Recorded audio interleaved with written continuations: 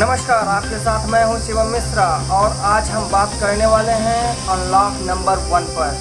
जी हां दोस्तों, जैसा कि आप लोग को पता होगा, कोविड-19 यानी कि कोरोना वायरस की महामारी के चलते केंद्र सरकार ने पूरे देश में लगभग 70 दिन का लॉकडाउन लगा रखा था, जिसका पालन हमारे देशवासियों ने बहुत ही सख्ती से किया, बहुत ही ढंग से किया।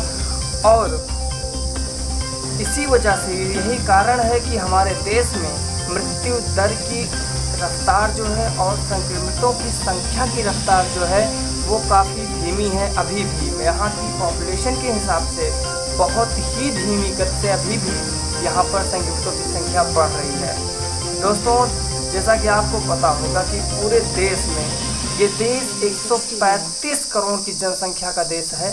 पूरे देश को लॉकडाउन में लेकर के चलना बहुत ही मुश्किल है, जिसको देकर के केंद्र सरकार ने अब लॉकडाउन को हटाने का फैसला ले लिया है।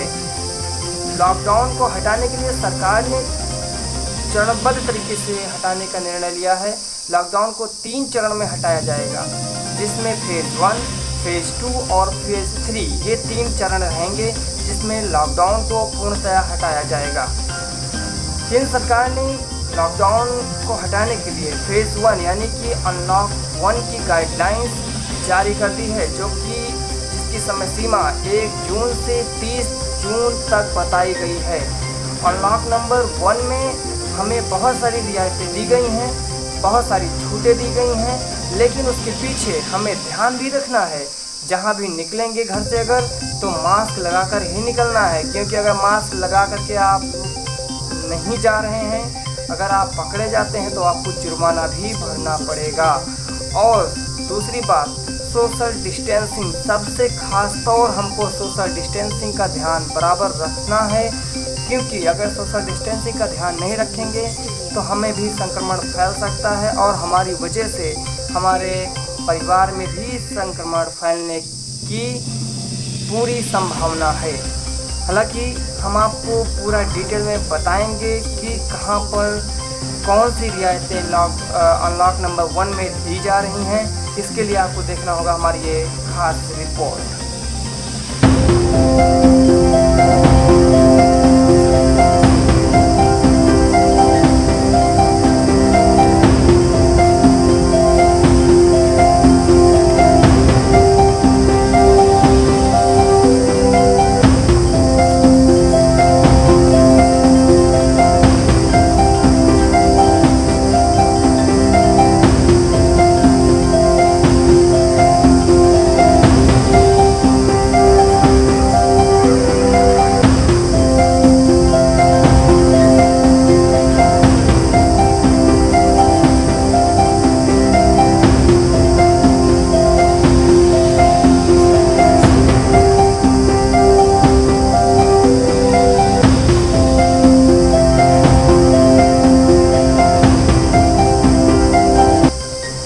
हाँ दोस्तों, ये हम आपको दिखा रहे थे अनलॉक नंबर 1 में हमें केंद्र सरकार की तरफ से कौन कौन सी छूटें दी गई हैं और कौन कौन सी छूटें नहीं दी गई हैं। हालांकि सरकार ने अभी कुछ चीज़ों पर पूर्ण रूप से प्रतिबंध अभी भी लगा रखा है।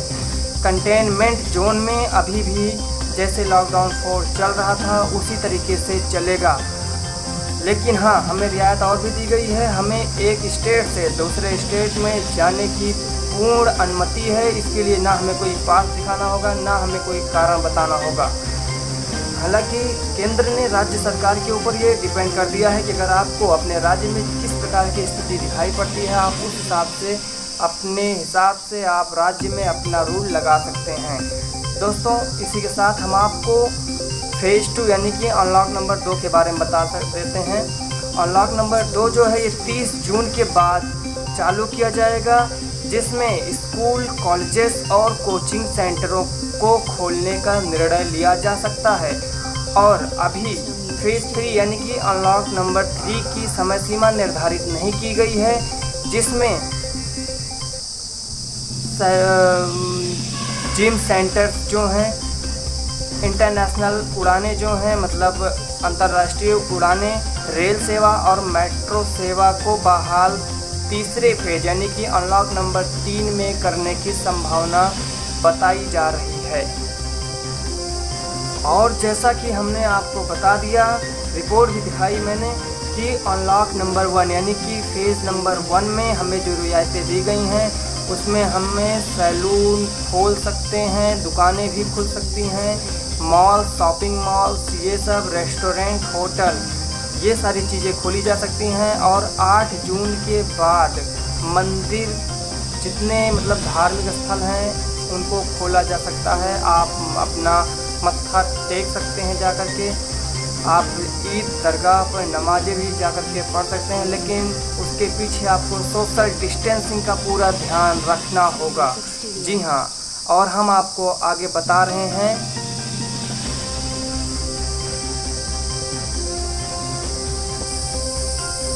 कि सरकार ने देश की परेशानी और देश की अर्थव्यवस्था को देखते हुए लॉकडाउन को खोला है। तो इसका मतलब ये नहीं कि हम कोरोना से पूर्ण रूप से सुरक्षित हैं, कोरोना से मुक्त हो चुके हैं। हमारे ऊपर अभी भी कोरोना बहुत ही गंभीर रूप से लेना चाहिए, क्योंकि कोरोना का खतरा अभी हमारे ऊपर बहुत मंडरा रहा है। 24 घंटे में 8,500-9 हज़ार के लगभग केस अब मिलना स्टार्ट हो चुके हैं। इसलिए हमें सावधान रहना होगा, सोशल डिस्टेंसिंग का खास करके पालन करना होगा और मास्क के बिना घर से नहीं निकलना होगा। क्योंकि अगर आप सुरक्षित रहेंगे तो आपका परिवार सुरक्षित रहेगा, परिवार सुरक्षित रहेगा तो आपका गांव सुरक्षित, शहर सुरक्षित और उसी के साथ साथ पूरी सोसाइटी सुरक्षित। इसलिए आप लोग नियमों का पूर्ण रूप से पालन करें, जिससे कि हमें कोरोना पर विजय प्राप्त करने में आसानी हो और हमें किसी दिक्कत का सामना भी ना करना पड़े। इसी को देखते हुए सरकार ने ये अनलॉक का फैसला लिया है। लेकिन अगर जनता ने लापरवाही अभी भी किया तो इससे बचना मुश्किल रहेगा। अभी हमारे पास रिपोर्ट आई है कि उत्तराखंड की पूरी टीम को क्वारंटाइन किया गया है, क्योंकि वहाँ के एक मंत्री को कोरोना पॉजिटिव पाया गया है। तो ये ना किसी जाति, धर्म और बिरादरी और कितने पावरफुल हो, इसका कोई भी इसके ऊपर असर नहीं पड़ता। इसमें कोई ऐसा नहीं है कि आप पावरफुल हो तो आपको नहीं होगा। जात धर्म को बिल्कुल कोरोना नहीं देखता। इसलिए मेरा आप सभी लोग से निवेदन है कि आप लोग घर में ज़्यादा से ज़्यादा रहिए, बाहर बहुत कम निकलिए। अभी भी सरकार ने कुछ चीज़ों पर पूर्ण रूप से पाबंदी लगा रखी है।